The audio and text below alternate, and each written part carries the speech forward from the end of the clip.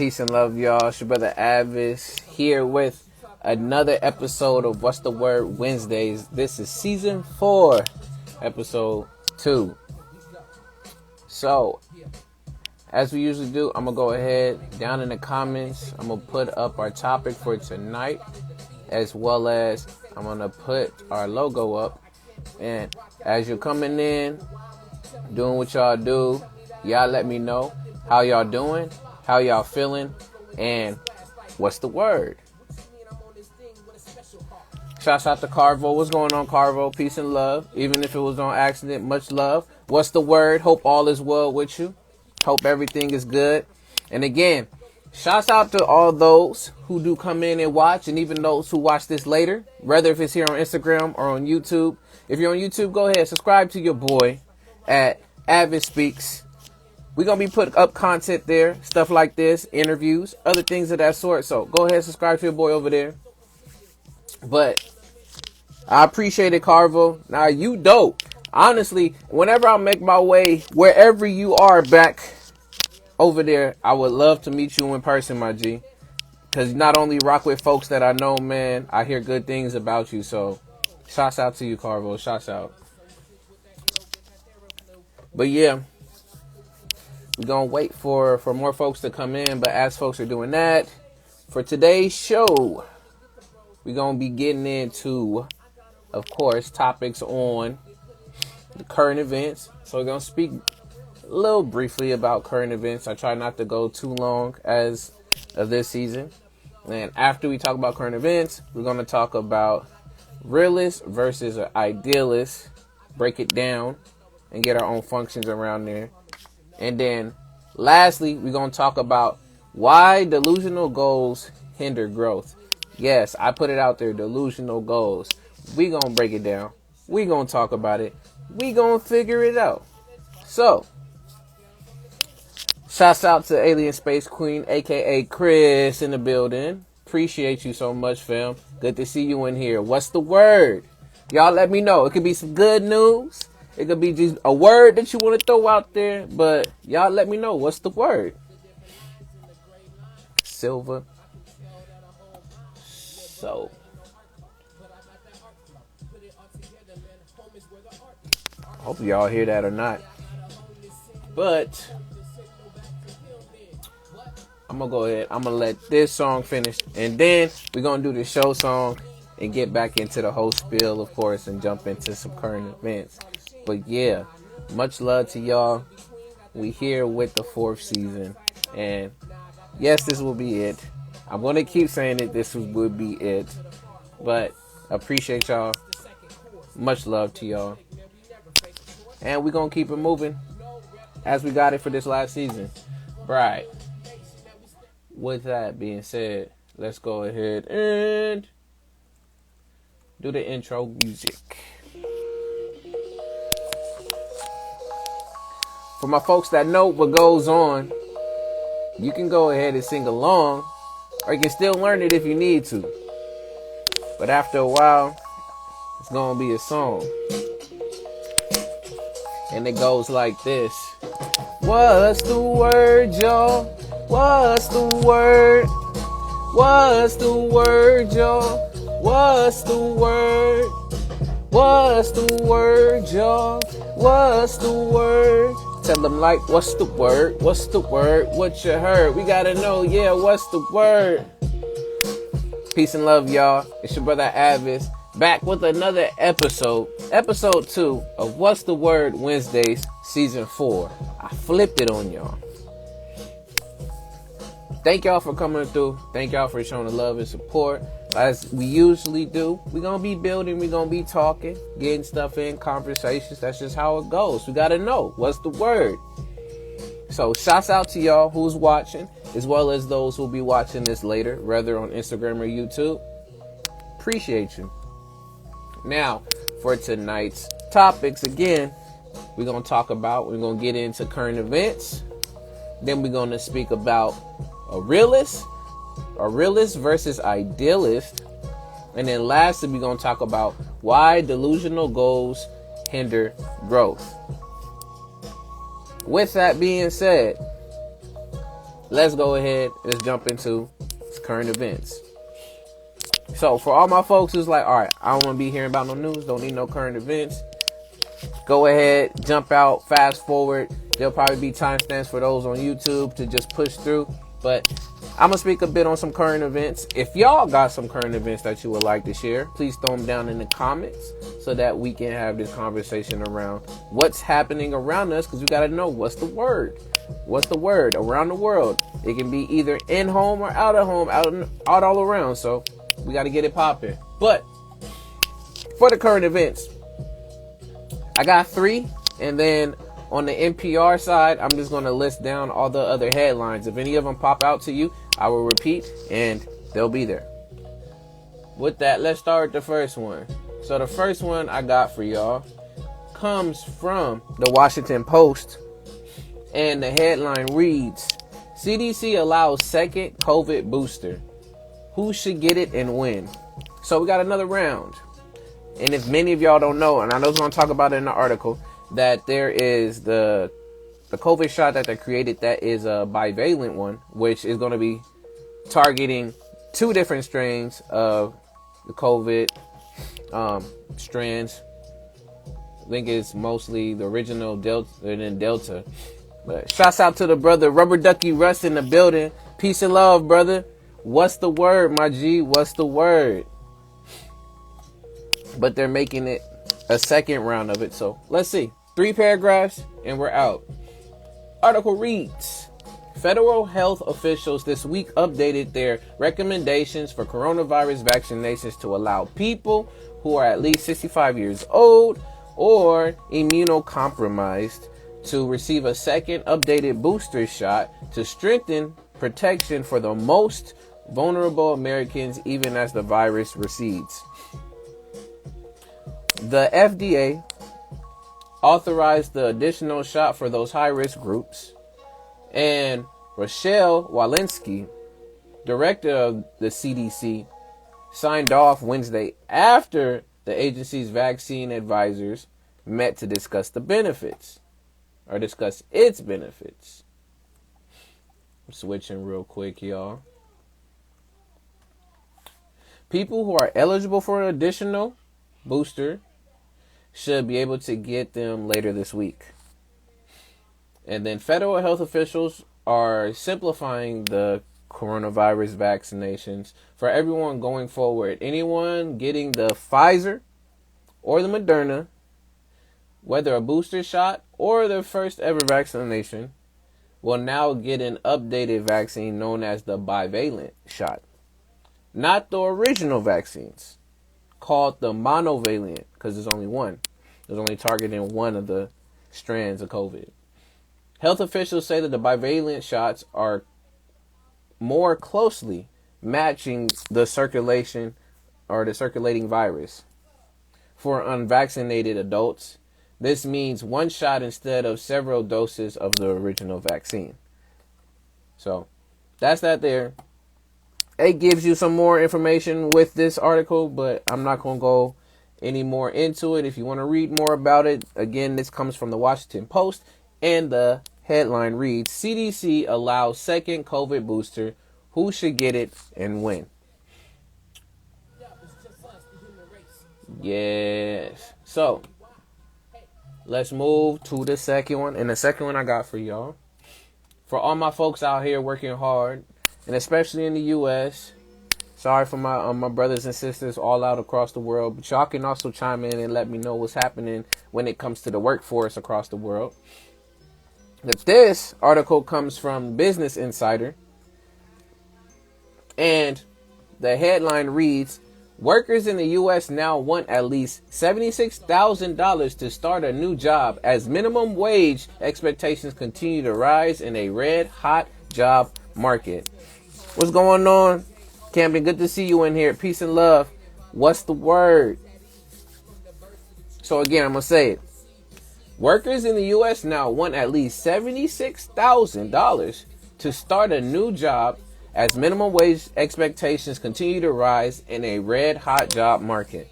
And I chose this because there's been other events that's been happening and going on, whether it's pertaining to economics, pertaining to, I heard about Brazil and China ditching the US dollar. So a lot of job security and just finances are in shambles, at least from what I'm seeing. I could be completely wrong. Y'all can, again, go back and forth with me.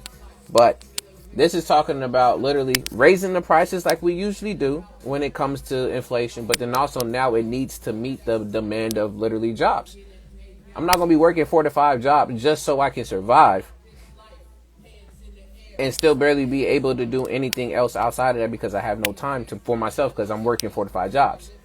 So understand this. We're going to get into the article. Again, 3 paragraphs and we're out. I said, I just don't want to work more than 15 hours and that's impossible. I'm telling you. So we'll see. Again, 3 paragraphs and we out.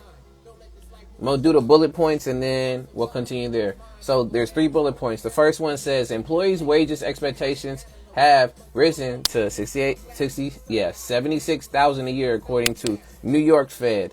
So this is a survey they was doing, especially in New York. The lowest wage that someone would accept for a new role is almost $2,100 higher than it was in November. So people's expecting more, which of course.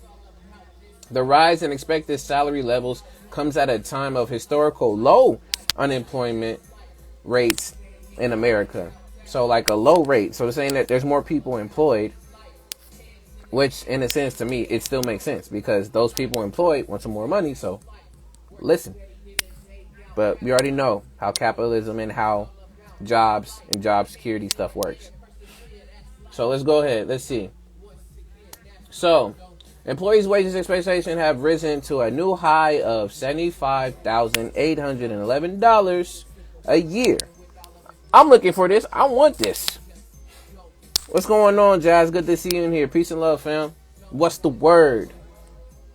And this was a survey that was done back in November, which at the point the wage was at $73,667. The survey asked respondents about the lowest wage or salary that they would accept before taxes and other deductions if they were offered a new job today in their line of work. What would they consider? So they saw that the Fed showed that the survey, especially for men in particular, upped their wage expectations by about 4%, which is around 88,000.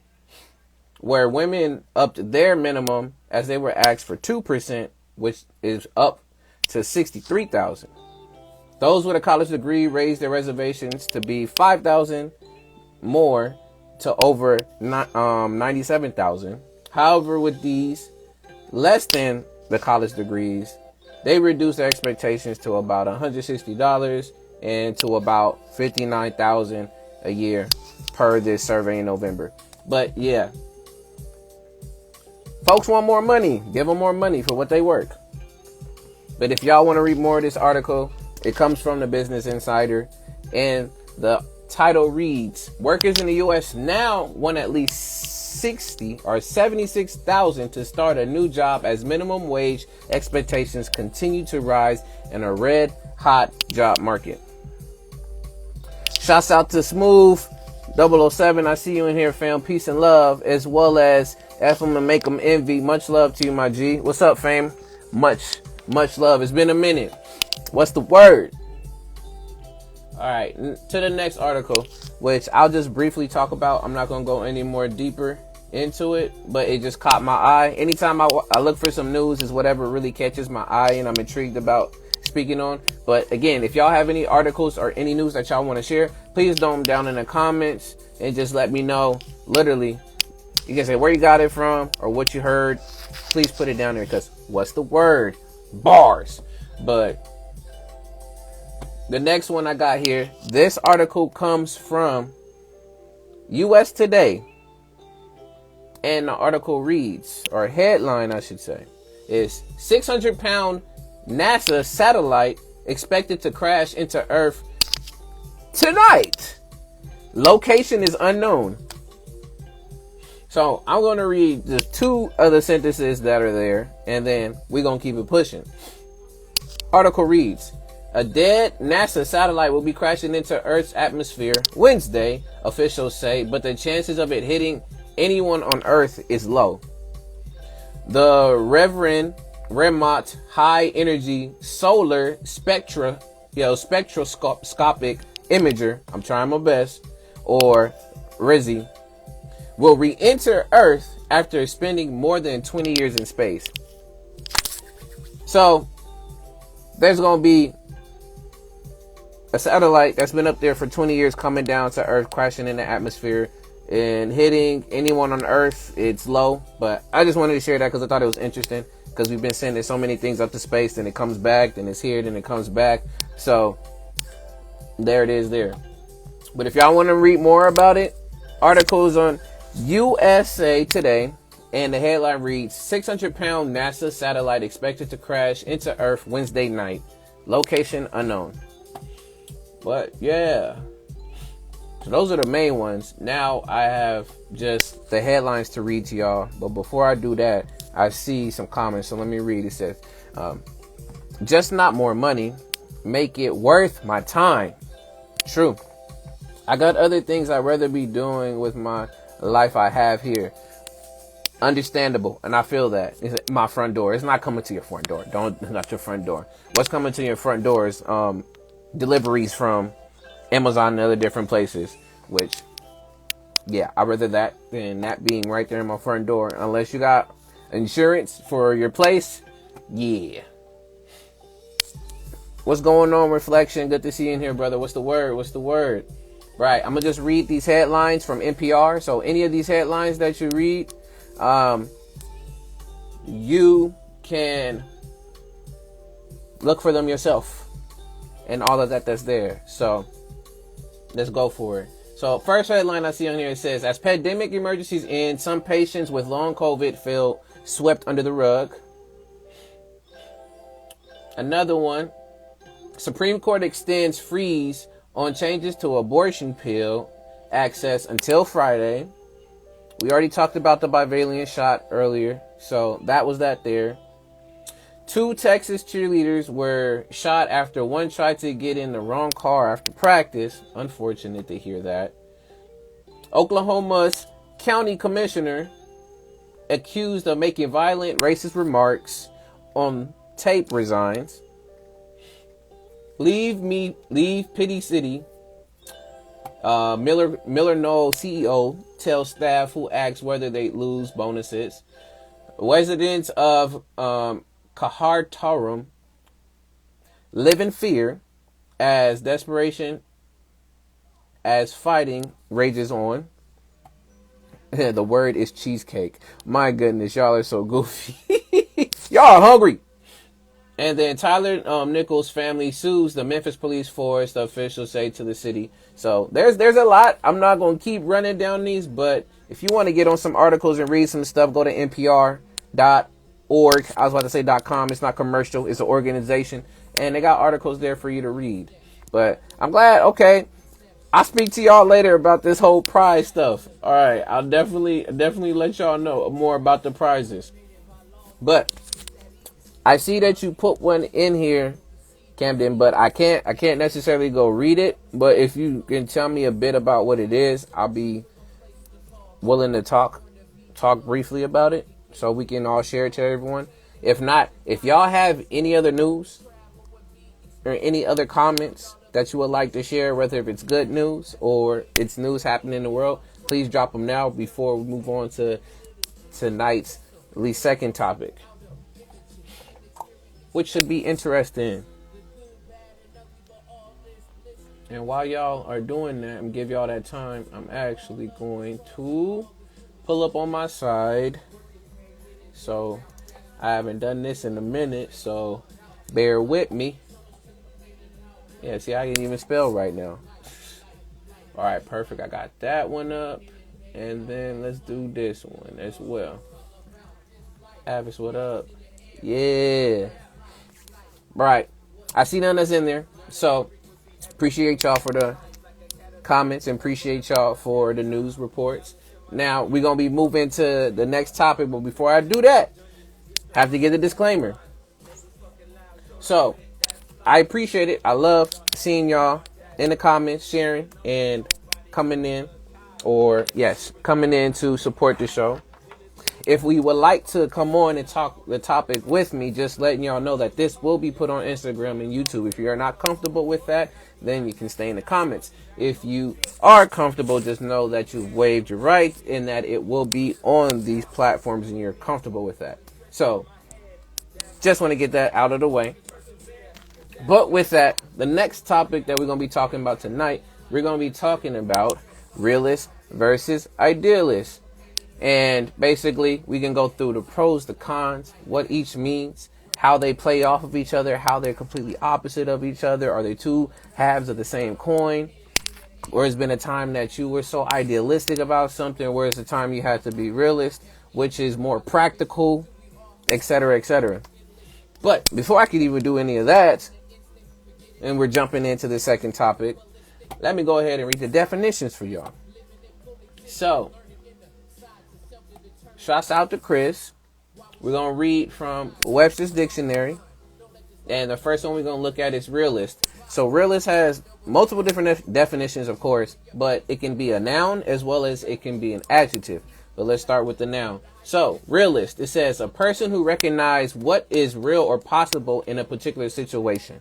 One who accepts and deals with things as they really are. So you're there. Another one, this has to do with a type of painter. So realism is a painter. This is other definition. Now, adjective, it says in the style of realism, faithful in representation to nature or to real life. So a lot of that, the key word in there, which is in its name itself, is real. So what is really there? What is really going on? Now the second one, idealist. Again, there's also an adjective and there's nouns. First definition, one guided by ideals.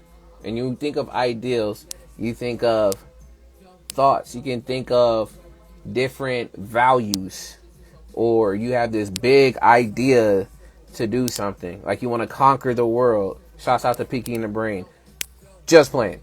But things like that. Second definition, it says an adherent of a philosophy or philosophical theory of idealism. The other one, an author or an artist who advocates or practices idealism in art or painting, or art or writing, I should say. And then the adjective, it just says idealistic. So you can think of, if I give y'all a picture, being an idealist, you're up in the clouds. A realist, you're down to the earth. I'm not saying air and earth, but in some ways you can say that if you want to think of elements. Which I didn't even ask y'all. And I just shared the definitions. I will remember next time because y'all can jump in and share definitions before I even put them out there. But yo, that's on me. Right. So now you're asking, okay, where are we going to go with this? So what do we want to talk about when we talking about a realist and an idealist? So I want to start off talking about some examples of times that I've been on either one of those sides. And then we can jump into some pros and cons and when a situation calls for you to be either one of these, or do you stay on this side of the fence versus that side of the fence? All of these wonderful things because it's a versus. But the first one, when it comes to a realist, again, having to do with the word real, what's really going on, that's happening right in front of you. Like dealing with the situation at hand. Honestly, I have so many examples for being a realist, especially where I work. I know I keep talking about all the things and where I work all the time, but being in the school, when situations and crises happen, there's no time to be an idealist, that this could be the ideal situation that could happen.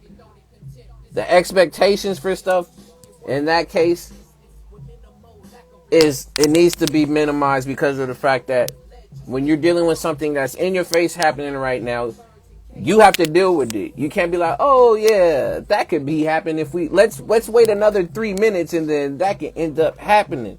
But One of the situations that previous happened when I was at the school is, for some reason, the kids have been riled up as of late, and we've had a few fights that's happened. So realistically, when you see that happening, you have to, for the safety, the students jump in and address that. You can't just stand there and just idle and just be like, if we were able to do this at another time. No. So me, few other staff had to step in, separate the students, deal with the raging emotions from both of the students to calm them down. Of course, in separate places, not in the same place, but deal with the situation at hand and just not let it just sit and not get addressed. So I had to be real about, okay, what's going on, what's happening. I'm on the philosophical fence as we speak. It is always a balancing act when it comes to that. But also being a realist, I also think of, I already said it, is it being practical? I think of being practical, and when I mean practical, basically being prudent, which prudent is also being you literally know what you can or cannot do with the skills and the resources that you have. So I like dealing with what's happening now and what you have now to deal with situations versus what you could have to help you deal with a situation. So another time that I noticed I had to stick into that mindset of being a realist with stuff is when I think I talked about it before, but when I got into a car accident. And that was my first car accident ever. Now, how did I end up dealing with it? Is in the moment, of course, you're in shock. You're like, okay, what the heck? What just happened? From there, what I had to end up doing is, even though I've never been in an accident, I don't know all the procedures of what needed to be done and do and all of that. It wasn't time for me just to sit there, panic, and do all the other different stuff. Yes, you feel what's going on, but at that moment, I had to make split decisions and be like, okay, let's get everybody over to this side. Let's all park if you can get out, and then let's assess the damage, figure out what's going on, what's happening. Is everybody okay? Shooken up? Is this there? And then from there, everything else starts to fall in line. People are like, oh, it's my first time that I got into a car. It's my first time. It was a 3-car crash. And it was all 3 of our first times ever get into a car accident. What are the chances? But from there, we went ahead and we was like, okay, what are the next steps? I'm not too sure. The only things I remember is like, you want to make sure that there's police there. So then call the police. Call someone to come there and watch, as well as to be able to block off the side so folks can continue so we don't jam up too much traffic. Had that happen, then it's like, okay, now we have to give each other all of our information, etc., etc. If I decided to be on the other side of the loop, I'm not trying to keep saying that idealism is terrible. No, there's a time and place for that. But when real life situations and problems happens right in front of you, you have to address it then and there. So ultimately, just to let y'all know, it got all handled and situated. I had to end up paying for some stuff with the car, but I had insurance. All of it was cool. But yeah, just in the moment when something happens and gets you shook and you just don't know where and what to do next, you really have to step back and be able to assess. And in this particular case, have to assess very quickly because, time is going to continue to run. Now, I'll give 2 for idealism, and then after that, we'll get to our comparisons and such. But y'all can also put down in the comments y'all thoughts, y'all experiences, and of course, you can come on and share if you would like to as that as well. So, times that I was very idealistic about things. A lot of this, I will definitely say, now me think about it and making comparisons, and it really wow, it's really making sense to me right now. I was very idealistic as a child. And I think that's where we really hone into really being in the clouds and having a lot of thoughts, and creativity comes from a lot of that too, and imagination. But as a child, I was very idealistic, especially, and I remember this because when I got the reality check that I got, I was actually very saddened. But there's a day in time where I was just heavily on video games. Love video games. This is about elementary going into middle school. And I was making a list of like all the games that I had that I was going to trade in for the games that I was going to get for each one. And I was like, oh, these could be fair trades. So I was literally trying to get like a whole list of new games, thinking that I could just trade in one game for that new game and I'll get it. So I was like, oh, I'm about to have like 7 or 8 new games after these other 8 games I've already had, and I'm going to trade them in. It's going to be all nice. Long behold, when my mama takes me to, at that point, it wasn't GameStop, but it was EB Games. If y'all know my gamers, EB Games, which got brought out by GameStop a long time ago. But I went to EB Games, and I was like, all right, I got all my games. I even brought my list with my mom, and I was like, all right, I'm about to get this game, because it goes with this game. We gonna be good to go. But long and behold, shouts out Chaos, peace and love, Chaos. Good to see you in here, brother. What's the word? Long behold, I get to there. I get to the front desk. I'm looking through stuff, trying to find stuff. And when I get all of my stuff ready, set, I'll go ahead and I turn the things in. Tell me why. I turned in all those games. I brought extra just in case. I turned in all those games. And I only had enough to get one new game. Just imagine thinking you about to get all these new games from the list you thought will be a fair trade. You thought you about to get 8 new games for the other 8 to 10 that you was traded in, and you only end up with one. I can't tell y'all how disappointed I was, idealistically thinking that I got these 8 games I'm going to trade in. They going to be worth these new games, and I'm going to get all of them. I was heartbroken, but of course I still took the new game. But I was just really sad. I was just like, man, and y'all probably wonder, okay, what was the game? At that time, I loved playing. It was NFL. I was NFL Street. It was the first one on GameCube. Only was able to get that game. I was trying to get Ruby. I was trying to get Sapphire. And y'all like, man, this is a while back. Yes, it's a while back because EB Games, a while back. But in that moment, it was teaching me a lesson that you can't always end up getting everything that you want. There is a cost. There is a sacrifice that needs to be made. And just because you think you can put this here and you can say that this is a fair trade here, somebody else has a different perspective of say so. As well as that was also one of my first times of knowing that, yeah, when you go to companies that are like this, their best interest is not going to be like, okay, we'll give you this certain amount of credit for this game. That you can get more.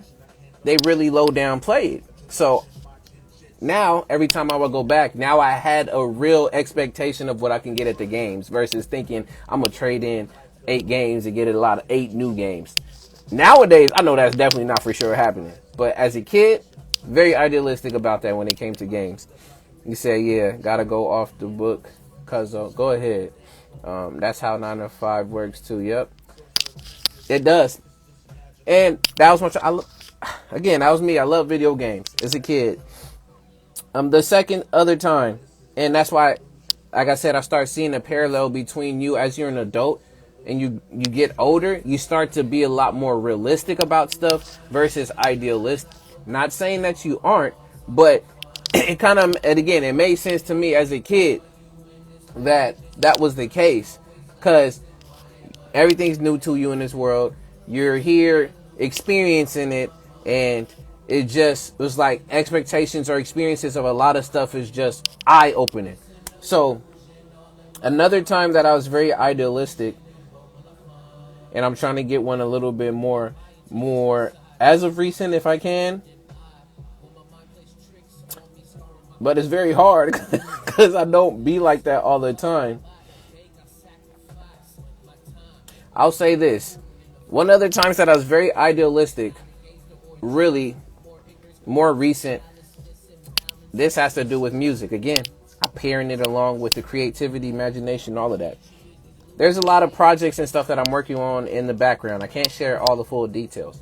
But I had a rollout of how I wanted a lot of the things to go, how I wanted to look, how it can be seen.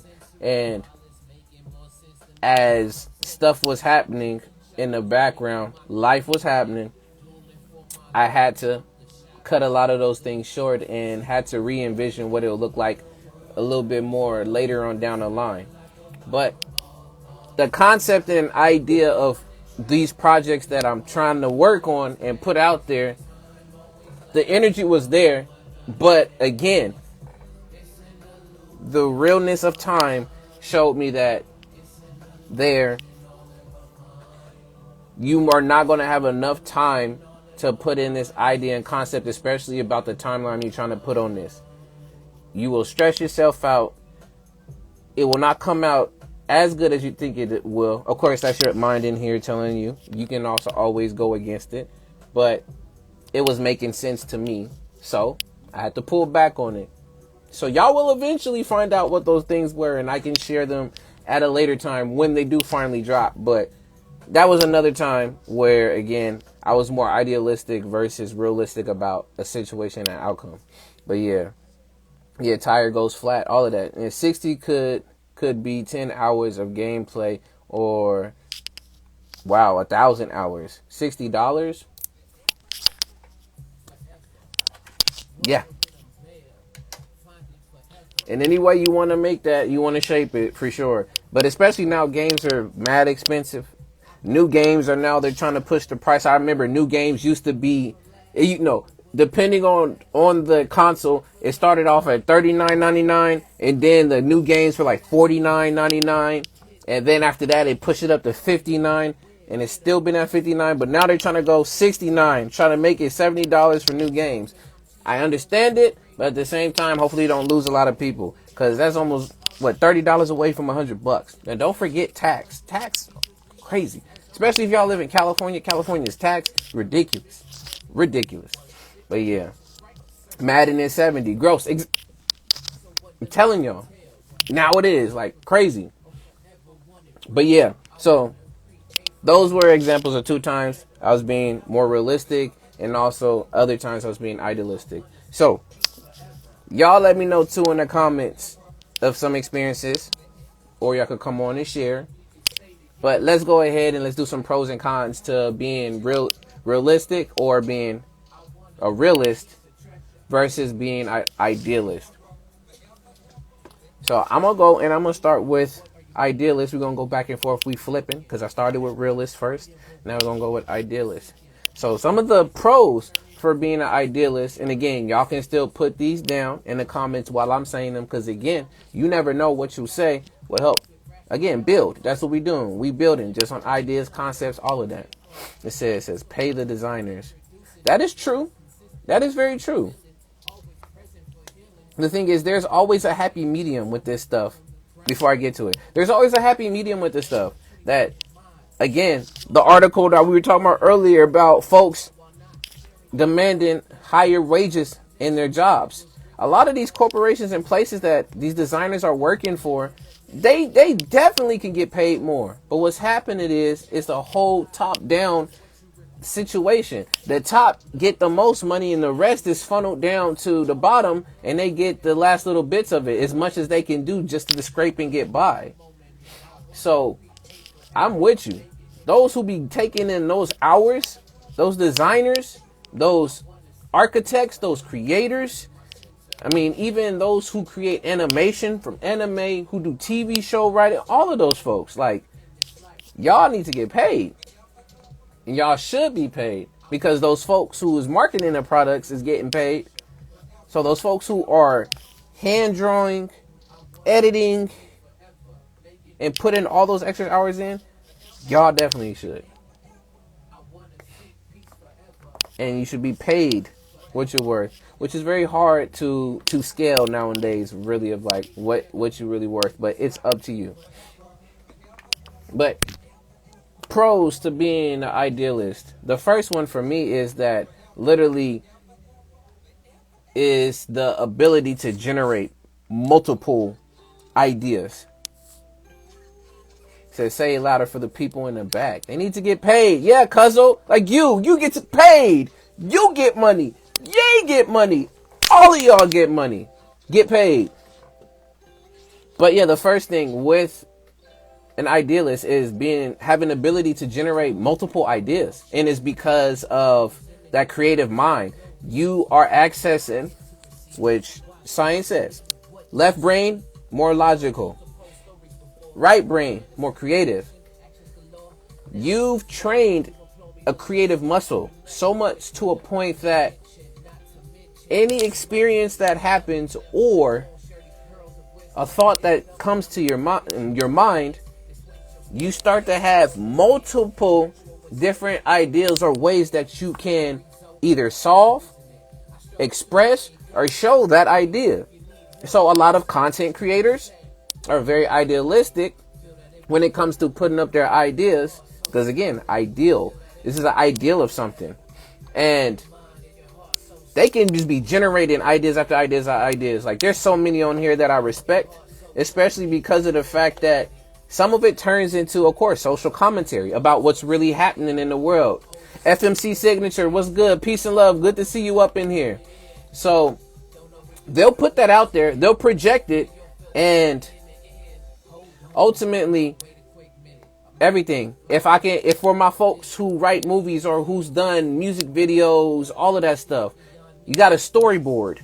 So a lot of those folks who tap into the idealism and the idealistic thoughts, they can be able to plot it and plan it out and see what it looks like on a storyboard. But again, it starts from the conception of the mind of how that could even be expressed and look, and being able to be like, you know what, I can even do a remix of how, how the earth shifted this way to then if I shift it from the left side and then if I turn it upside down, it could look like a cross. And it, again, being able to build off of multiple ideas because of the fact that you've put yourself in that state of being in the clouds and literally ideas come to you like this.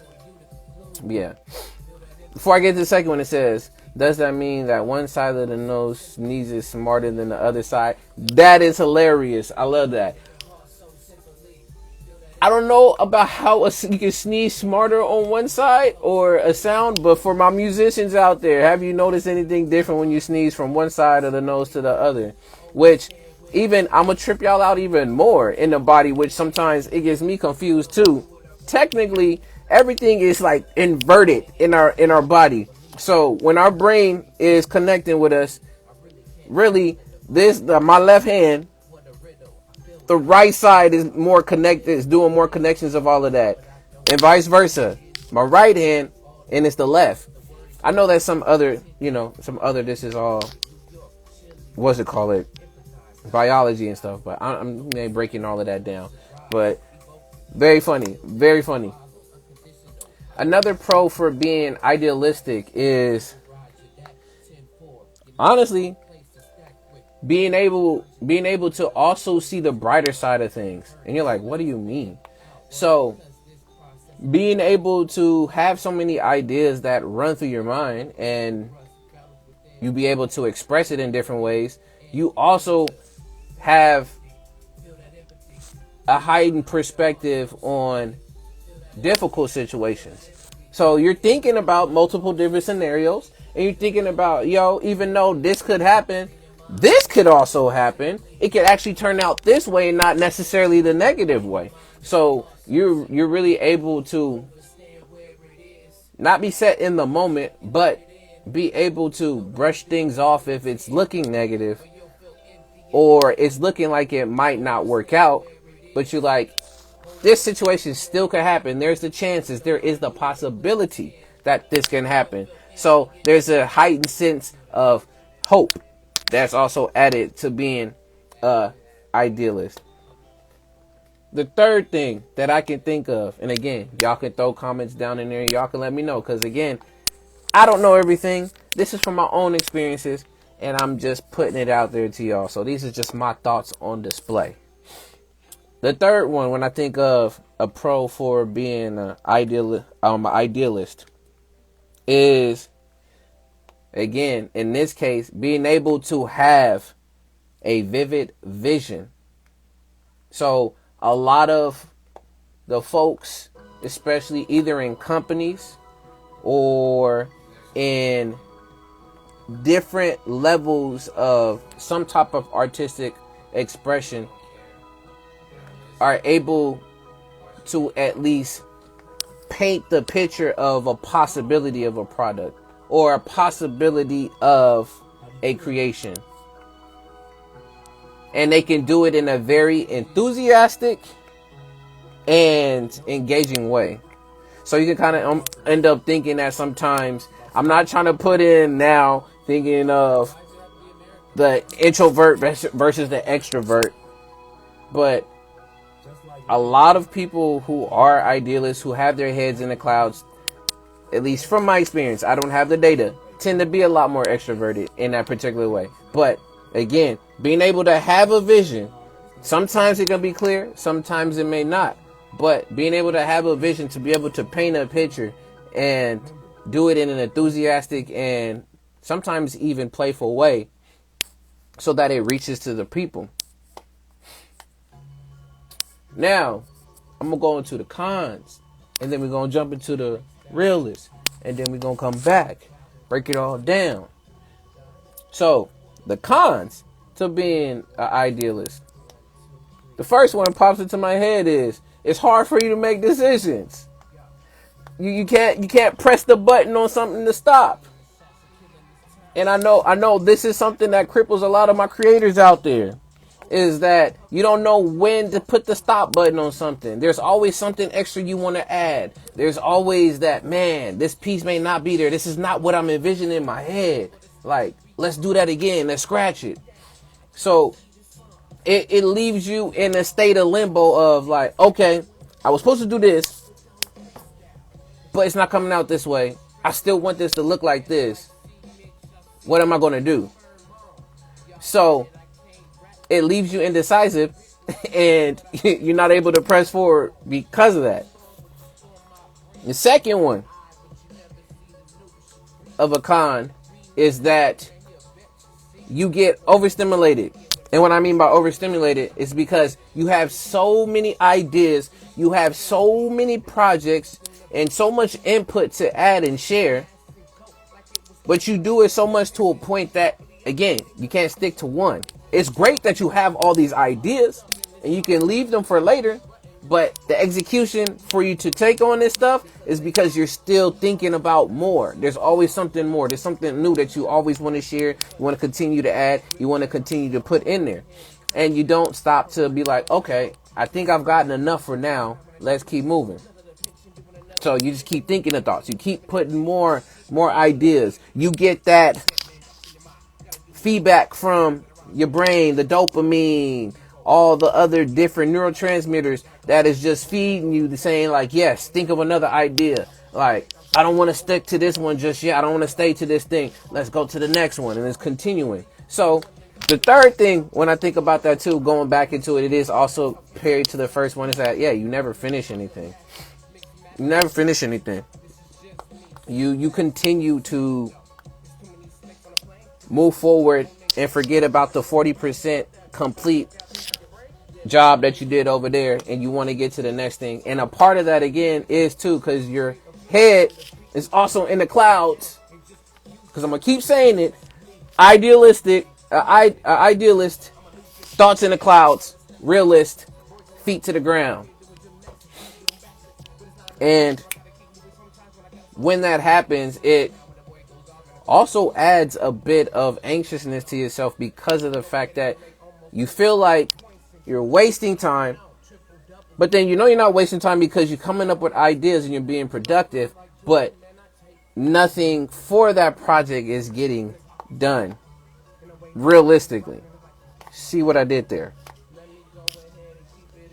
So that is the double-edged sword of it. You're so super creative. You have so many ideas. You can passionately show it to people. You can put it out there and you have them laid there. But you leave it unfinished. You can't make a decision, and your execution needs a lot of work. And you also add some more anxiousness, and for some people it might lead them into the whole idea, the whole thought of being imposter syndrome, thinking that like, this is not me. I don't think, even if I get this idea done and across, I don't think this is even right. I shouldn't even give myself credit for this because of the fact that like I didn't even get to finish this correctly. So it can lead down to that because your thoughts, your head is in the clouds. Now I said that ADHD, that might be something paired to it. I don't know. Again, I'm not a doctor, not a psychologist. I am not a psychiatrist. None of that stuff. But if things make sense to you, they make sense to you. Shouts out to MC Bundy in the building. Peace and love, fam. Hope all is well with you. What's the word? Welcome to What's the Word. All of that stuff. Things, nature. We in here. Now, on to the realist. Being so real. And then we take away our own energy. Yes, because you're burning yourself out, because you're running yourself tirelessly, because you want to get this done, because you have such a great idea for this to happen, because, again, you have so many of those thoughts that you run your own energy out. Now, for the realist, let's flip it. I did the pros and the cons. Now let's do the cons and the pros. Now, the cons of being a realist. The first one is you are stubborn / closed-minded when it comes to actions, situations, projects, all of that stuff.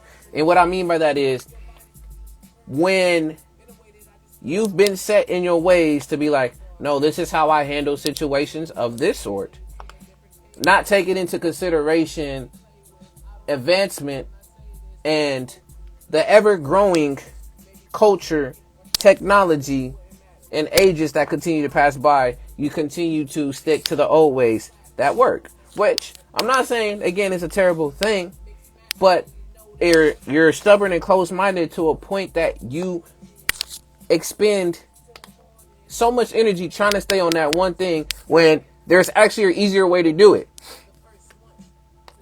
And it came up from somebody who was idealistically thinking like, oh, instead of literally writing your name and stuff down on this, you can actually click, paste, and do this, and it's done in 10 seconds versus you taking almost 2 minutes to do it. Like, of course, I'm thinking of typewriters, and then now I'm thinking of when we could just literally don't have to move the typewriter, and now we just literally can just type here on our phones like nothing. But you're stubborn. And of course, this is not an attack at anybody, but it's just saying you exhibit those traits of being stubborn and being stuck in your ways about stuff. The second con of being a realist is you leave little to no room for growth, especially when it comes to particular morals that you have or values. Yes, it sounds similar to the first one, but in this particular case, it's looking at, you can say, more so the moral and the spiritual aspect of stuff. That it was done this way, this is the only way that it's going to go, and that's it. So really not having any wiggle room to figure it out, because an example that comes to my mind when I think of being a realist and being super harsh, because it's almost like, again, to me, they're two sides of the same coin. And there's always that happy medium in between, which honestly, that's all of us. None of us are just 100% this and 100% that. There's pieces that we move to, and you can say we lean more this way or lean more that way. But we're not even talking about politics or anything else. But with being a realist, you leave that little room or no room at all to really grow. So the example I had in mind is, you think of you also growing a garden, and you've done your research. You found out this type of soil works for this type of plant, that type of soil doesn't work for that type of plant, and this is how we're going to have it here. So you start off growing your stuff in a pot.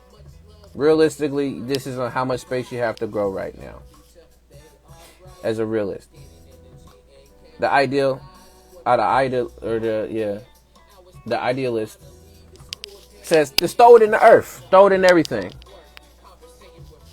After a while, you've grown that seed, that plant, whatever, in that small pot. As a realist, you stay there in that pot. You think that's enough. That's it. We good. We just need to stay here. Realistically, only needed to grow this amount of fruit. Only need to do that amount of fruit. We're good. I don't need any more. But what ends up happening is, if there's any new methods of stuff, you, again, cut yourself off from any more further growth. Because of the fact that this only works, this only way I need it. And like I'm saying, it's not a bad thing.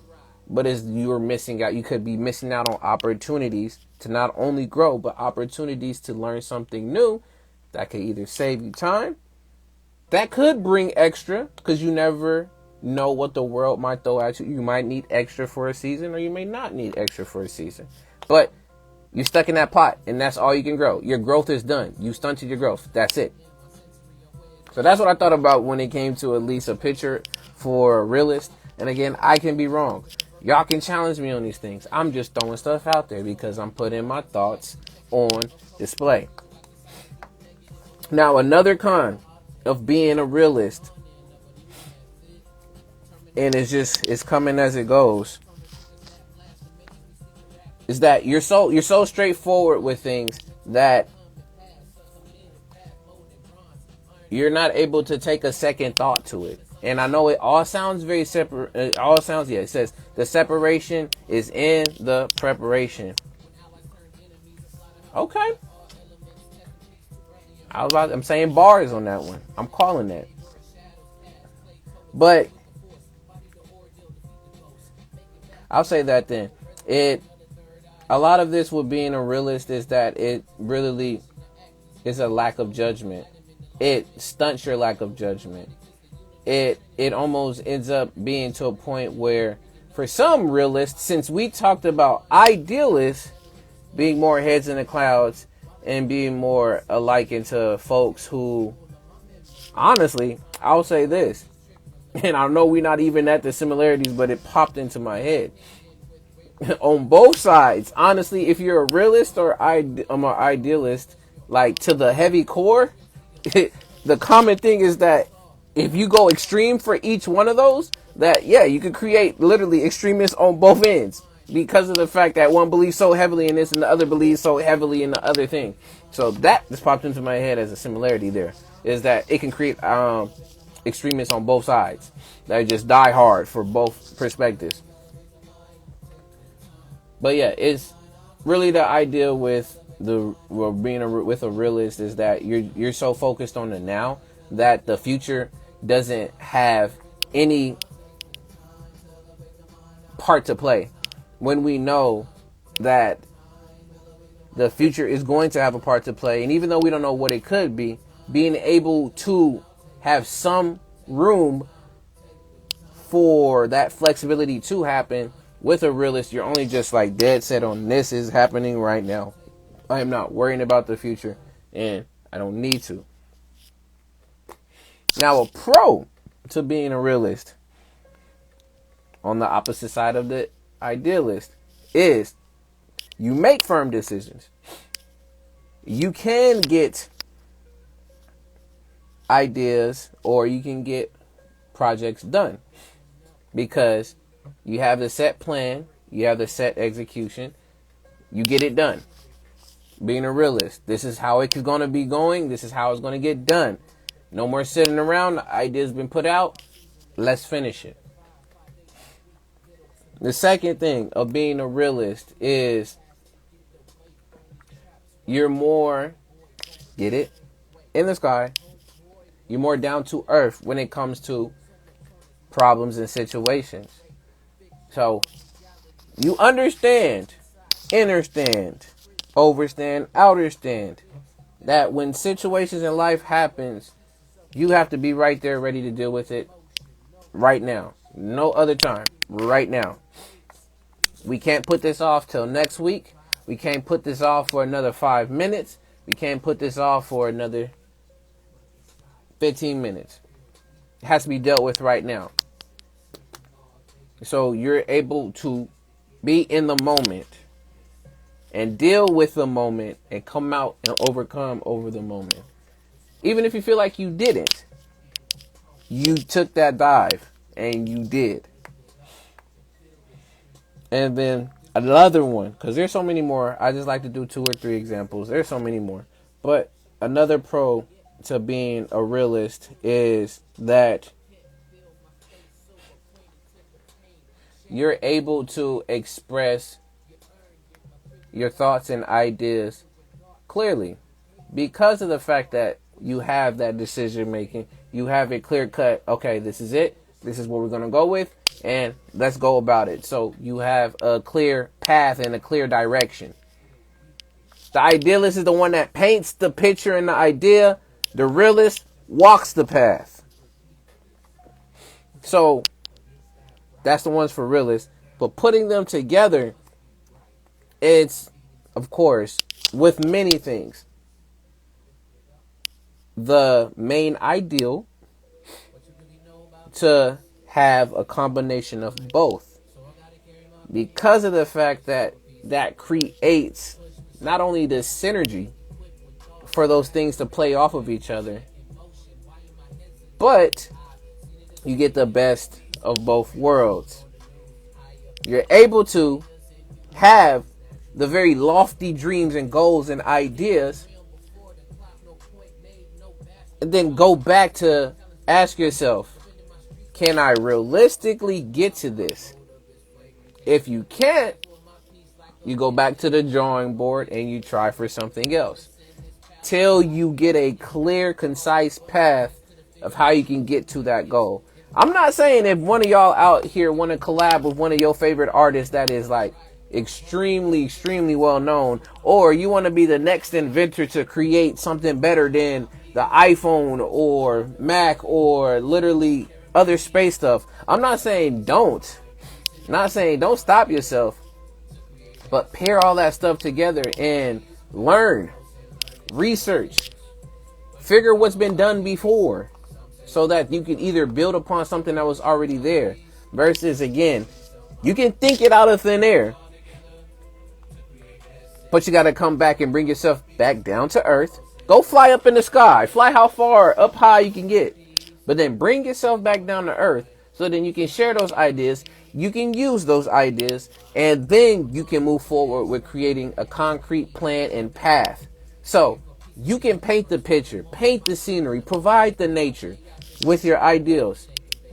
Now construct the path or the road that you're walking, being realistic about what can be done. Another thing that pops into my mind with all of that and combining it together is the whole idea, a lot of people know about it, is SMART goals, which the acronym is an acronym for SMART goals, which stands for specific. It stands for, so we got specific, we have manageable, we have attainable, then you have realistic is in there, and then is either timely. So is it specific? Is it maintain, or is it maintainable, or can you maintain it? It might measurable. Sorry, is it measurable? Can you measure what you're thinking? A, is it attainable? R, is it realistic of what you're thinking about? And then T, is it time bound or time sensitive? Can you do this within a time limit? Once you go through that construct and create your SMART goals, you've done paired both being realistic about it, but at the same time creating the idea to narrow it down. It says, reach the realistic steps you can at the moment. Yes, that's really it when it comes to that. There's nothing greater than the others being separate. It's putting them all together. That's the shared experiences that we have and the thoughts that we put all together. There's a saying in English is saying the two heads are better than one. And basically saying that when you have multiple people, just like how we on here, we build. We have multiple ideas coming all together. it's much more impactful, more powerful than just one person thinking of an idea. And the reason why is because you're bouncing off of each other, and the one person might say something and it prompts you to think about something else completely different, but it's still very closely related to what y'all are speaking on. And when a person and people are able to do that, that's why they have things where they're called think tanks. They have all these folks who either CEOs, or they have people who come in and test products and all this stuff. They do all these group things because they know that not everybody in the group is going to agree on something, or they're going to show something that will appeal to everybody. Having varied opinions and perspectives on stuff that helps us and helps everyone to widen their scope of reality, to widen their whole vision when it comes to things. If I didn't learn from other folks, and I'm using an example when it comes to music, and I'm also going to pair it to some freestyling as well too, is if I did not learn from folks that you could literally record your verse first, stop, record your chorus, stop, and do all of that in a succinct manner like that, I still probably would, to this day, if I didn't want to take that advice and learn from folks, I will be recording songs all the way through. So that means trying to do my rapping and my singing and all of that in one. But that's being very idealistic, and it's not realistic to do that, because there's so much more stuff that you're missing out on doing. So there's stuff that's practical that needs to be done versus it's like, oh, we can do a throwaway with it and just have fun with it.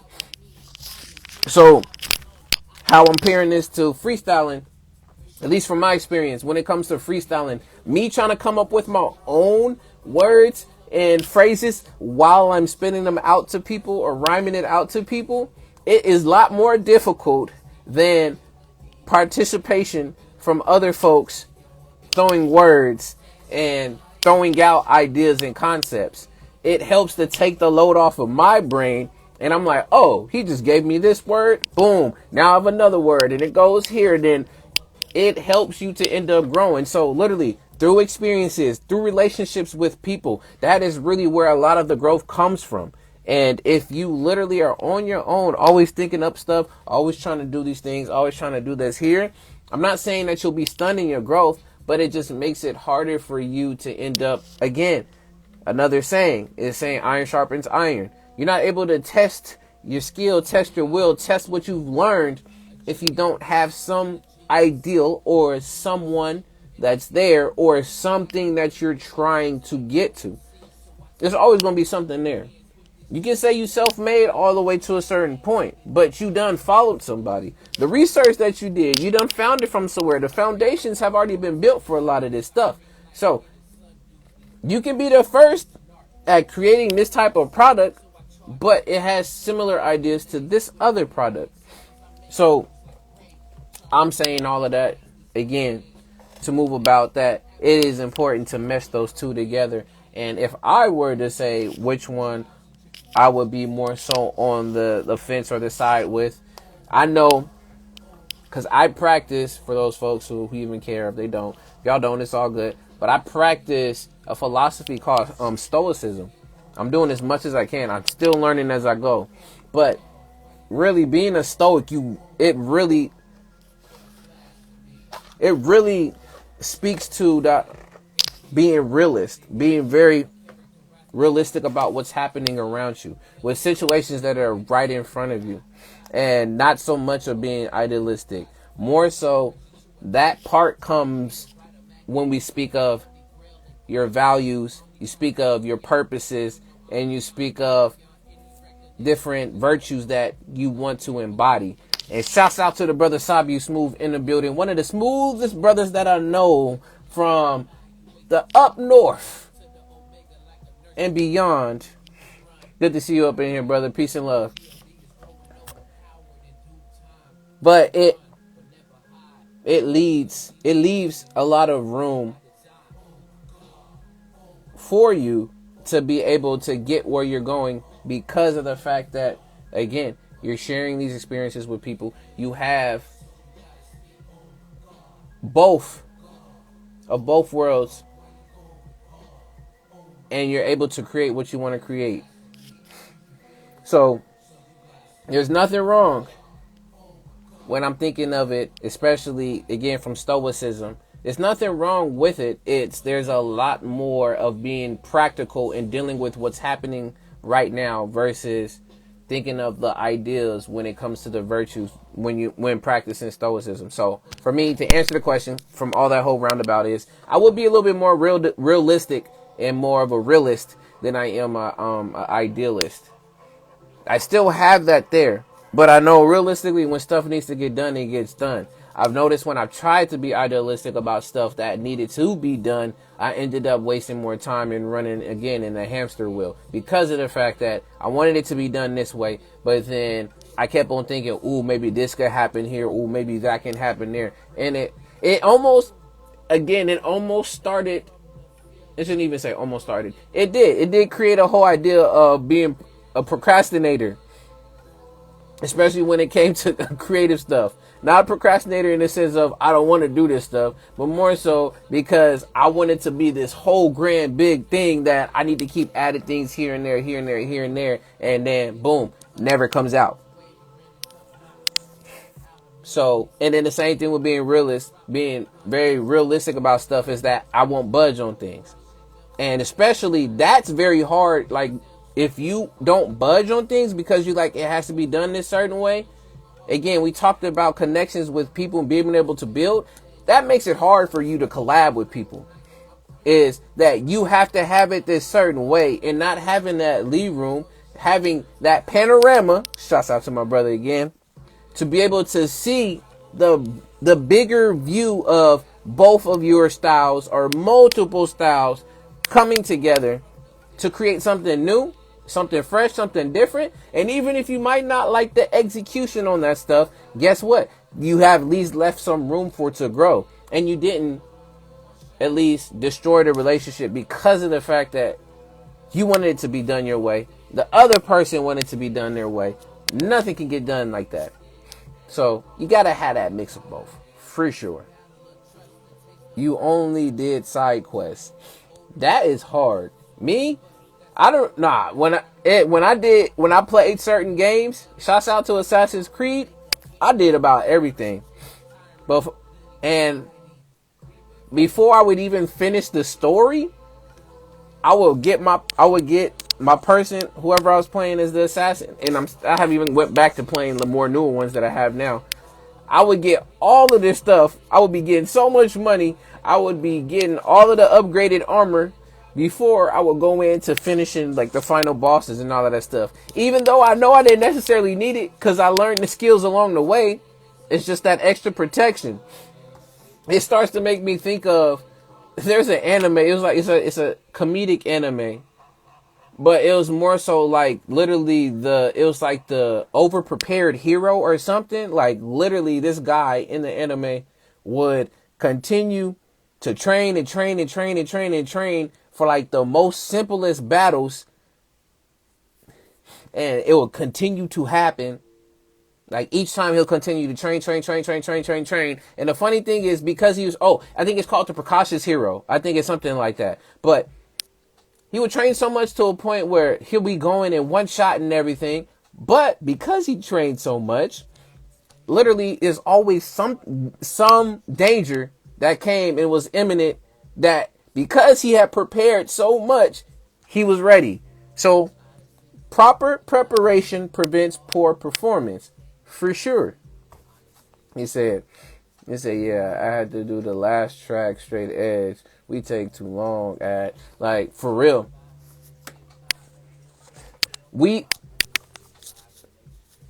Again, like, the creation process, being in that moment is extremely dope. But if you don't know when to have that cutoff time for that to happen, you're going to continue to keep creating and not putting anything out.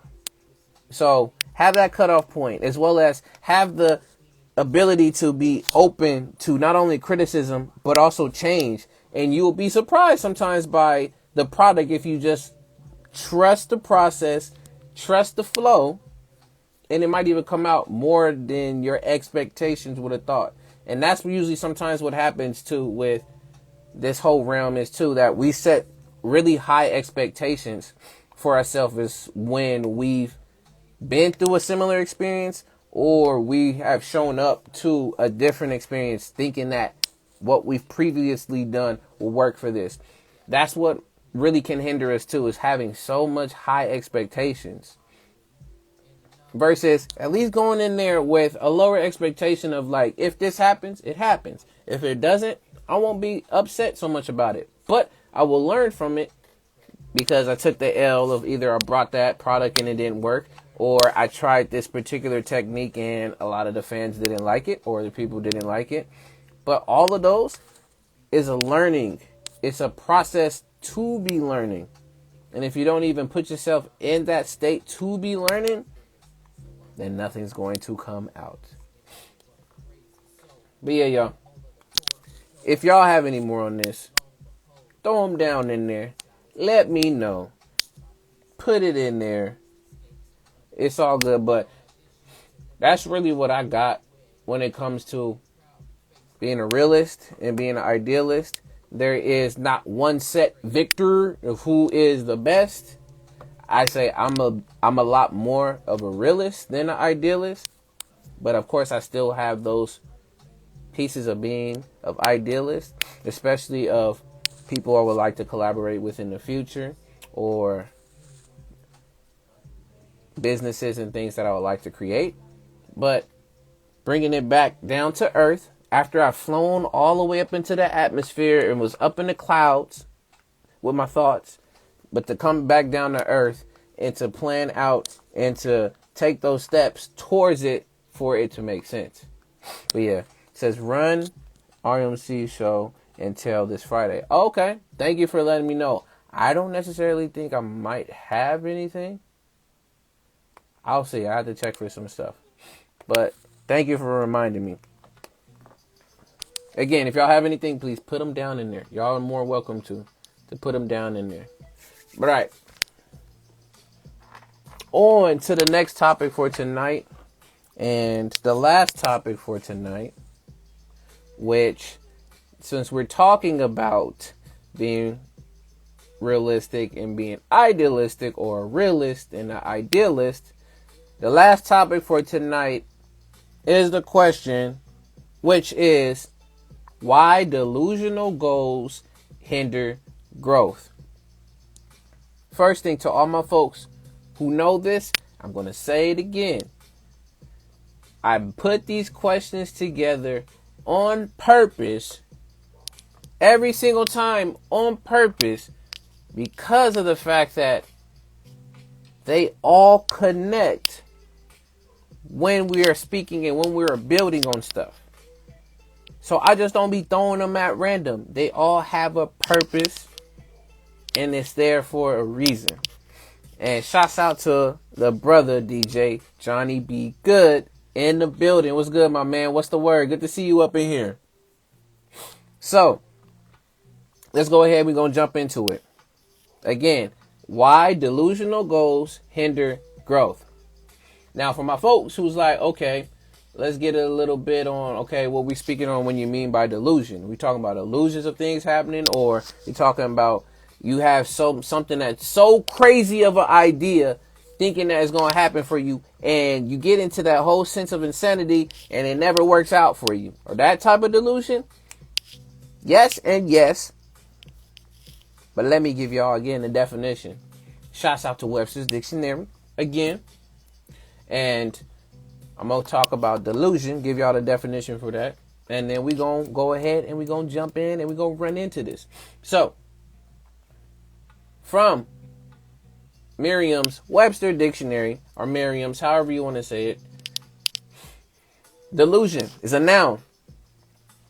Definitions it has. The first one, something that is falsely or delusively believed or propagated.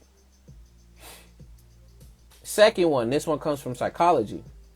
A persistent false psychotic belief regarding the self or persons or objects outside of the self that is maintained despite indisputable evidence to be contrary. An example it gives is the delusion that someone was out to hurt him. Also, it says the abnormal state marked by such beliefs. And the last one, the act of tricking or deceiving someone, the state of being deluded. So, there goes delusion for you. And let's see. We have an example in the comments of how delusional goals can hinder your growth. And it says, I'm going to be the next QB of the Seattle Seahawks. Especially, and this is nothing to you, appreciate the example. That was specifically be very delusional, especially if you've never played a day in your life of football. If you don't even know at least know what a quarterback is. If you don't know what your running back in all the positions on the field and what each person is doing, there is no way that you can be the quarterback of any team. For anybody to, if you never even played, you can be a quarterback in high school, college, for your close by parks, none of that. Any of those leagues, none of that. If you've never played a day of football in your life. That is extremely delusional. That's going to hinder your growth, because when we talk about creating delusional goals, it's not even based in reality. That's hilarious. Every time, y'all, it didn't happen last stream, but I have my songs playing in the background, and I just ended up saying reality, and then one of the bars came up and said reality. So that's something that's speaking to me right now. It's reality. So even the chances, we'll think about that too. So it's a delusional goal because of the fact that if you've never done it before, now you're going to take time out to go and try and do it, knowing that depending how old you are, you've either past that age, you're not as strong, as quick, or as sharp when it comes to the mind, that you're going to jump into a field where there's professionals who's been doing this since they done popped out their mothers, or was birthed by their parents, was playing pee-wee up to tackle, all of that other stuff. And you think straight off of, I'm going to do this just because I want to do this. Get up one day. Not even know if you in shape. Don't know what type of regimen. May not even know where you're going to go and start to get the experience. Don't even know where you're going to go and reach out to try to go to an NFL combine to go ahead and, I'm going to say audition, but try to practice for a team. Have the equipment, like getting you literally cleats, getting you helmets, all of that stuff, discounted prices. Again, it's just going to continue to just pile up on you. And when you have a delusional goal, such as that as an example, exactly saying there's 32 in the world, exactly, of like quarterbacks, literally the percentages for that is so minuscule. And think you can pick it up like that. What it can do, it ends up becoming your detriment, and it stunts your growth, it hinders your growth, because of the fact that you may not even be athletic. You may not even have the skill to be able to play up to par. And what it ends up doing is, and this is us also too with the human psyche and just our brain. What happens is when we run against problems and situations, or we do an activity, or even we do a job well done, all of the kudos that we get from people, of course we take it in and we're grateful for it. But our brain always is on the aspect looking for the negative, looking for, I'm going to say negative, but looking for that one bad comment, looking for that said, okay, I need to improve something. An example of that is literally if you are creating videos and creating content, and you see everybody down there, fire emojis, cold emojis. Oh, you did your thing, man, that was so great. And you get that one comment from that person saying, yo, this was trash. Why did you even think about singing on that part? Why did you even paint it this particular way? Man, I would have put, that ain't even enough to put at a yard sale. Why would you even put this up? Our brains hyper focus on that one comment. Even if we got a huge amount of support. So, going back to the whole delusional goal and that example of just hyper focusing on a comment like that is when you overload yourself on something you've never done before, thinking you can pick it up and do it like that, you basically put yourself in a state of really not liking yourself. Like, of course, there's other words I can say for it, but for the lack of better words right now, is then your mindset starts to get affected. You start to have a fixed mindset. You start to feel like you can't accomplish anything. You feel like a loser. You feel like this will never work out. So you start to get into a self-fulfilling prophecy, which is, now since I've done this, I thought I could just jump up and do it, and then I got the reality check. Now I can't ever do that again. I don't think I could do that. I failed too many times, so now that means I'm worthless. And that whole rabbit hole of thinking continues. And it's because of the fact that you made something so extremely out of your range. Like, I'm going to do it. And I'm going to be successful at it. It's cool to have the confidence. It's cool to have the idea that, yes, I thought it, so I can be it. So, yes, I can be what I want to be. But realistically, can you do what you need to do to be that thing? And it can become that detriment because of the fact that you can basically regress instead of progress. Let's see. So how do we assess what is reasonably within our reach? Great question. My thoughts on that is that's where you have to assess your skills. You have to assess your likes. You have to know what works for you and what doesn't. If you know you have a bit of skills when it comes to creating clothes, or you can be that very idealistic person and thinking about ideas and concepts, and you can share that out to people. If you know that you're a team player where it comes to, you don't like to be up in front, but you like to be in the background and stuff. If you like to watch TV, if you like to play games, if you like to literally build, all of that stuff,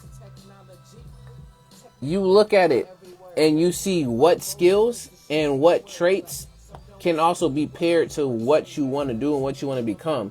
Because everybody has an affinity for something. In my particular case, as I was going through having experiences, whether if it was in school, whether if it was moving to different states, the one thing that always kept coming around, because I thought I was going to be a veterinarian. I thought because I love animals. I was good with animals like dogs, cats, all of that. They would respond to me so well. Like family, like my family, and like other people would be like, oh man, Calvin, he's a dog whisperer. He's the animal whisperer. Like for some reason, like they respond to him a different way. And like I really thought that was what I was going to do. But internally, I had more of an affinity of working with kids, and I got joy from doing that. So when thinking about realistic goals and things, are like, you know, what you want to set towards, do you really like what you're doing? Or are you doing it because you either want to make money, you want to get the fame, you think it's the trending thing to do right now? You didn't even ask yourself, do you even really like what you're doing? And for me, I know there's going to be ups and downs and there's going to be hardships doing that. But having that why and having the love and the passion for that is the important part. Because if I wanted to, I could just go literally. I can't go, but if I wanted to, I go back to school. I can get a business degree. I can try to go work in corporate and get more money. But I wouldn't necessarily get any joy from doing that. sitting in a cubicle, sitting in meetings, having to eloquently express myself. That's something I wouldn't necessarily want to do. I wouldn't see myself doing that. I would dread doing that. Another example I would say for me is I personally don't like driving. And at a point in time when I didn't have any job prospects, I was doing DoorDash and I was doing all those particular stuff.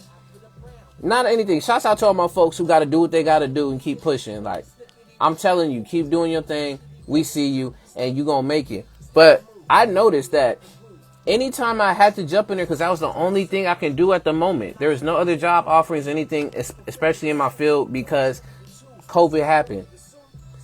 I would dread every single time that I had to turn on that app.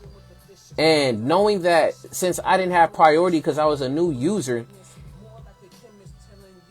I would not have really little to no places to go. And I would literally just be making enough money each day, driving miles on end for little dollars to go to get to stuff, to just pay back gas and maybe have an extra 20, 30 bucks. Knowing that you had to pay for this bill and to pay for that bill and not having enough because there's not that many orders. So then you would have to wait till late hours and do. So for me, when it came to stuff like that, I dreaded that. I don't like driving because of that. If I'm going somewhere, it might be a different story. But because of that, I dreaded that job. I dreaded doing that. Peace and love, Reed. I see you up in here. Thank you for coming through. Peace, peace. He said, exactly. I'd rather be poor. And let's see, I like these examples. It's not always that result, though. It's all in the mindset. Yes, no, exactly. No, I'm saying I agree with you. Definitely. That's why, in a way, being able to assess and know the multiple outcomes that can happen is important. Because it's not always going to be doom and gloom. There also can be beauty and bloom. Doom and gloom, beauty and bloom. Y'all know I'm a wordsmith. I'm just playing. But being realistic about how the outcomes can be, and especially the main thing with a lot of this too is really knowing yourself. Like, to me, that's a firm foundation, along with me practicing stoicism, is that foundation of knowledge of self. So if you know that when you come up against difficult situations that happen in your life, and you know you respond these particular ways, you gotta have your plans to how you're going to address that when you come against that wall or come against that obstacle. So if you know that your mindset gets tainted when you fail, you gotta be able to have your tools in the back to be like, nah, that was just a failure for you to learn from. Because if not, you can get stuck in that loop of that thinking. There's the whole fixed mindset versus the growth mindset. So I agree with you, brother. And it says because it makes life worth living. It does. For example, growing up as a kid, I always wanted to get into wrestling, being a manager, wrestler, or production. Knowing the car that I was in, feeling that I could never do it, but I had to just go out and try to see if it works once the oppressed itself, the opportunity presented itself, I think. So many obstacles are against me, but still kept on. Again, that could be a testament to your perseverance. But the thing is, you knew that you can do something still with that. I'm talking in particular if, again, the passion's not there and you don't have the means to be able to do that. Because me and you've already talked offline, and you've already found your way, shape, or form into that. My piece to that is, if you can't get specifically the title of what you want, but you still work in that realm of what you love and you get joy from, that's still, at least to me, that's still a win in my book. But that's all up to you of how you want to describe it. You can be like, oh, well, yeah, that's just literally just settling for less. And it's like, you can call it that, but at the end of the day, you can still say, I made it in this whole realm of what I wanted to do anyways, even with what happened to me. I can even go back. I give an example. Kanye West, Through the Wire. For me, the first time I ever got hearing him, he was in a car accident.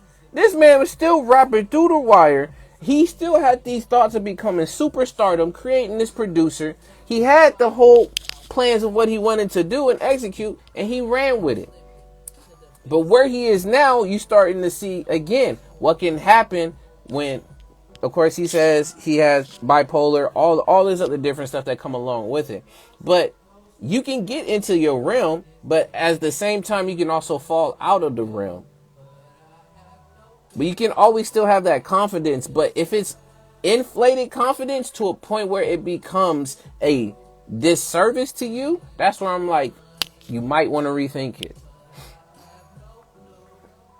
They say, yeah, nah, I have one coach who didn't believe in me, had told me directly, if you have been in a car accident, maybe this is not for you if you get dizzy. I feel it. Again, you can use a lot of that stuff as motivation, but I will say this. It's not going to be the best fuel at the end. And that's just from my perspective. Shouts out to MC0 in the building, my brother. Good to see you, my G. And what I mean by that is a lot of people get into certain jobs, or they get into certain industries and places because of the fact that they want to get revenge. They want to show up on other people. They want to prove the other person wrong. And like I said, that's fine to have that as fuel, but ultimately it's going to become empty after a while. And what I mean by empty, you literally had another person be your goal to do this goal for, when the goal in itself was what you're supposed to be going towards. But I get you. So that's why I said it's all in the mindset. That song is so meaningful. Yeah, I have bipolar as well. It's not an excuse. And that's important to look at too. A lot of these diagnoses and how we put people in boxes, which I understand as humans, we have to make sense of things, and we're always wondering how we're going to adjust and be flexible when situations happen. But with a lot of these boxes, a lot of these terms and these titles, we also create not only crutches, but we also create entitlements around this stuff, which again, realistically, can have us become closed-minded, thinking we know everything that we have, or that I'm entitled to this because I have this type of degree, I'm in this type of field, I have this amount of years in this particular place, so y'all need to do this, this, and that for me. You have to show me. Cool. Again, that would get you only so far. There is such a way in everyday experiences of how to approach stuff.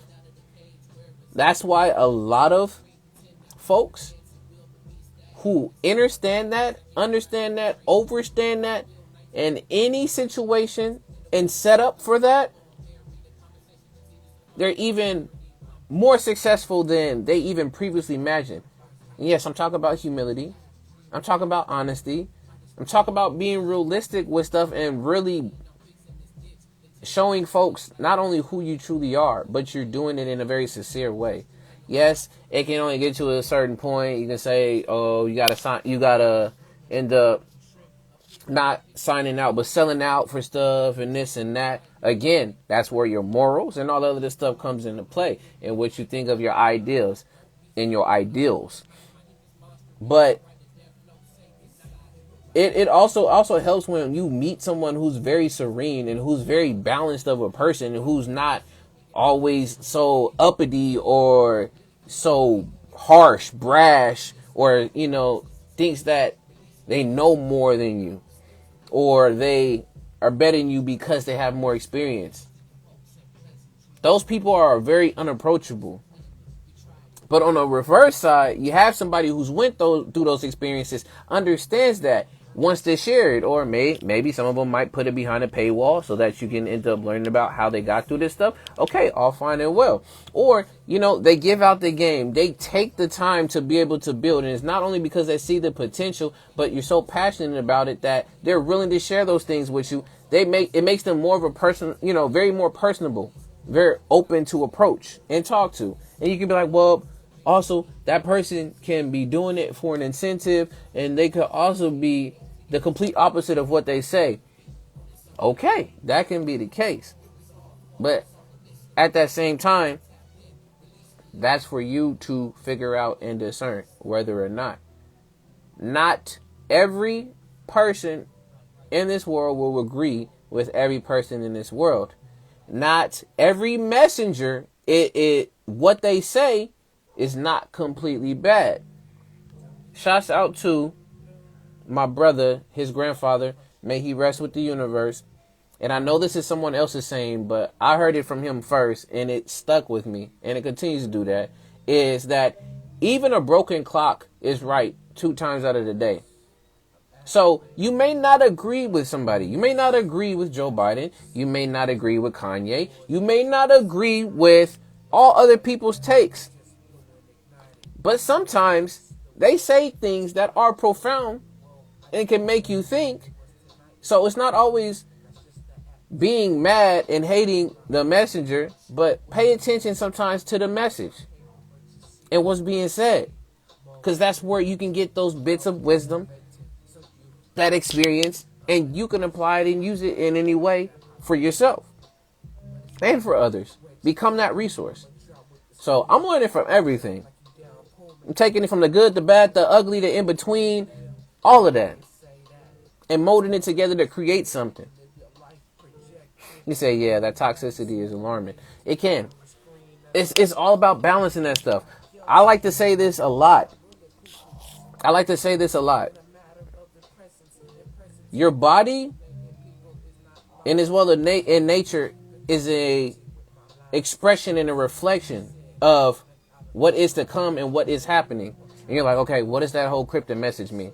So just as the world and nature has a cycle, has an ecosystem, has a way of having a balance, same thing with supposedly the government having all those branches and the checks and balances. Our body on a daily basis is trying to create that same thing. We call it an equilibrium. It's always trying to find that balance. So being able to know what works, what doesn't work, what you need. You're hungry, stomach starts growling. You thirsty, you get you some water. Being able to read those signs, and again, for me, it's that base of the knowledge itself. You know all this stuff here. Once you know what you need, then you're able to go out and you'll find outside of you what is already there. And now to put that all together, when you talk about, again, why delusional goals hinder your growth, is because of the fact that you think you have everything that you need on that list and you missed out on all the main ingredients. I have to give another example because it was hilarious that this was shared with me. So again, this is another job experience. So also work, there's 2 parts of the school. There's a 5th and 6th and 7th and 8th. So after school program, I know a few of the folks there. One of the folks at the after school program was talking to me about when they were creating their pasta and dinner for the night and how each of them had their jobs and they was putting in the spices here and there. And one was doing the noodles, one was doing that. And they regularly, it's on point when they make it. Tastes good, all of that stuff. This time, for some reason, again, because both of them were doing different things at once, and I guess they weren't paying attention, but they made it. And the final result, they tasted it, and it was like, it's good, but it's missing something. Like, what is it missing? And come to find out, the next morning, when he got up and he got to see more of it, when they was making the pasta, they forgot the main ingredient, which was the pasta sauce, the Alfredo sauce that they were using, because they were wondering why it was a whole different color, but they forgot the main ingredient, which was the Alfredo sauce, which they had to start laughing about that. Now, backtracking to my point about having, again, all the main components for when you're trying to do something, things like that will happen. You literally will slip and fall before you even get to the starting line because of the fact that you think you got everything, you know everything, and it's all there said and done. You already slipping and falling because you done forgot, oh yeah, I need to tie my shoes. Like, come on. He said, so oils, creams, and wine. Again, I was listening because I don't really cook that much either. So I was just letting the brother speak. And that's what he told me. He was just like, how do we even forget to put the Alfredo sauce in there? Like, it tastes good. It was a different color, but how we forget the main ingredient?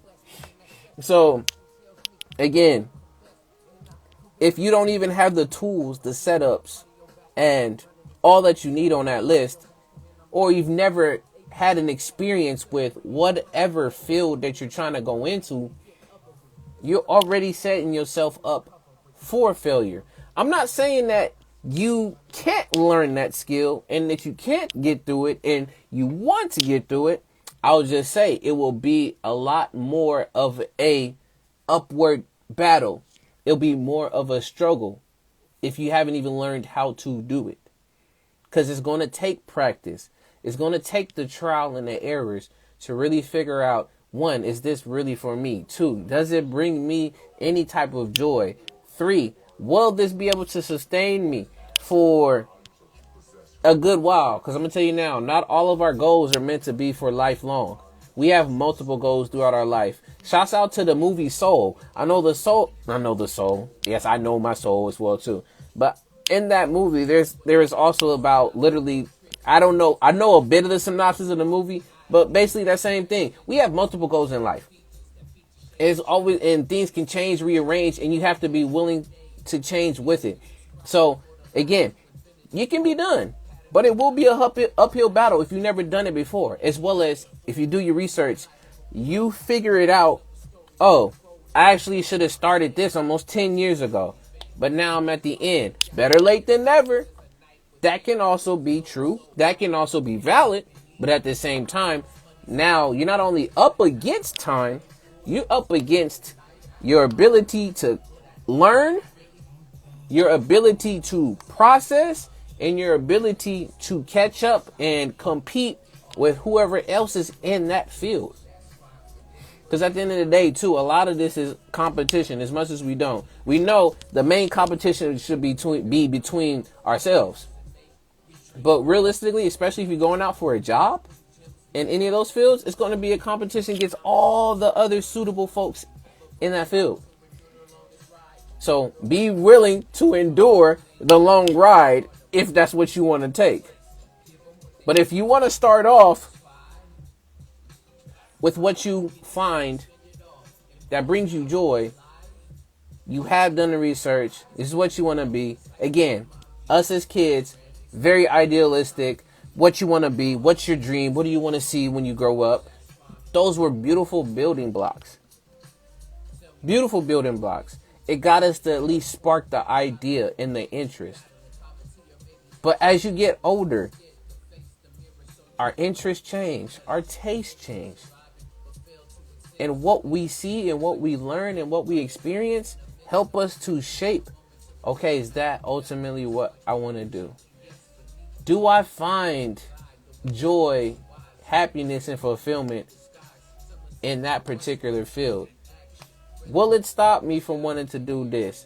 Can I continue to still see myself after a certain amount of years doing it? If most of those answers are yes, go for it. But please create some type of plan and some type of mode to be successful. Because you can fall off the horse. The horse can run away. But your thought to run after the horse and get back on, it's all up to you. It can be done. But you got to have that assessment.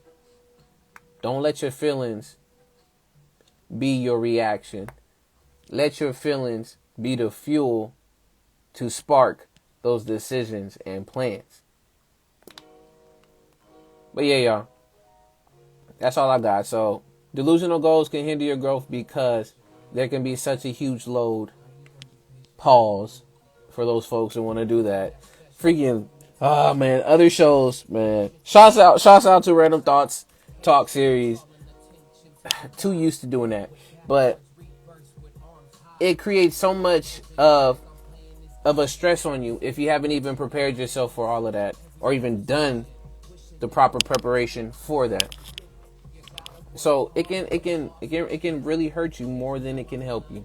It can save you multiple years if you know what you're doing, or it can literally create 5, 6, 7, 8, 9, 10 additional years that you didn't necessarily need.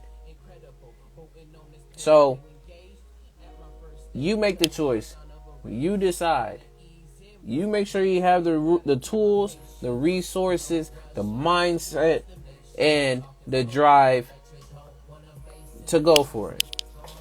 If not, go back to the drawing board. Chill for a bit. Figure it out. If you were that type of person that likes doing things the hard way or jumping head first, make sure you got a helmet. Make sure you got you a life vest. Something. Please. You can definitely know what it means to drown without needing to drown. But if you that type of person that got to learn vicariously or by experience, okay, all means. Please keep yourself safe. But with that, y'all, I'm going to go ahead. I'm going to end this topic.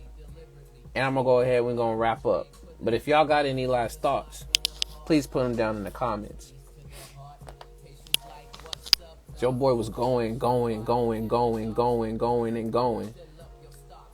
Y'all probably tired of hearing my voice at this point. But I appreciate y'all still for rocking with me and being here with me. Because it's What's the Word Wednesdays, y'all. Season 4, y'all. Unfortunately, it's the last season, y'all. And I'm going to keep saying it.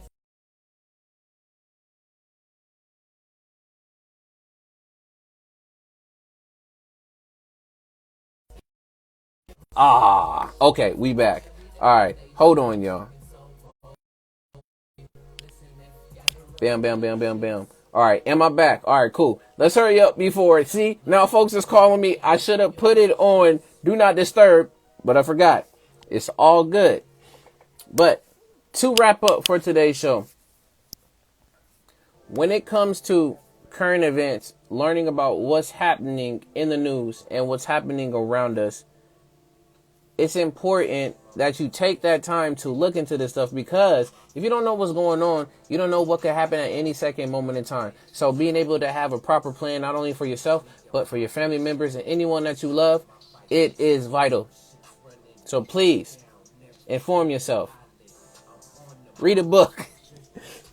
Read some articles. Watch the news. Whatever you want to do. But stay informed. Second, when it comes to being a realist versus an idealist, they're two sides of the same coin from my perspective. There's times when you want to be very up in the clouds. You want to have that creative spark so that those ideas, the drive, and the energy is there. But at the same time, have that realistic mindset to keep yourself grounded so that you can get things done. And you can create those decisions and be able to execute on that project.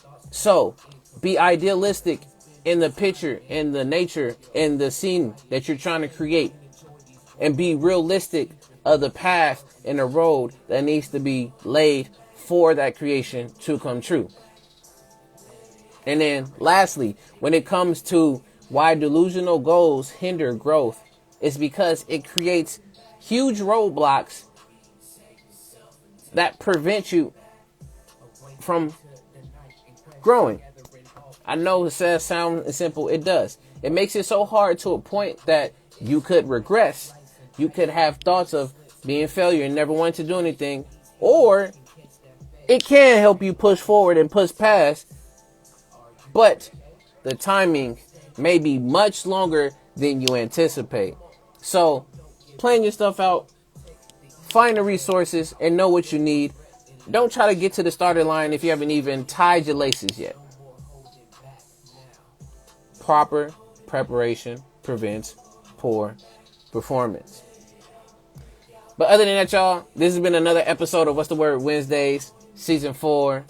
I appreciate y'all. Thank y'all for coming through. Shouts out to all y'all that was here in the comments, as well as shouts out to all y'all that's going to be watching this later, whether on Instagram or YouTube. If you're on YouTube, go ahead. Subscribe to your boy at A.D.V.I.S.S Speaks, because there's going to be more content like this. I won't be talking too much. There might be skits. Might be a whole grip of other stuff. So go check it out. Subscribe so I can start getting some more stuff out there to y'all.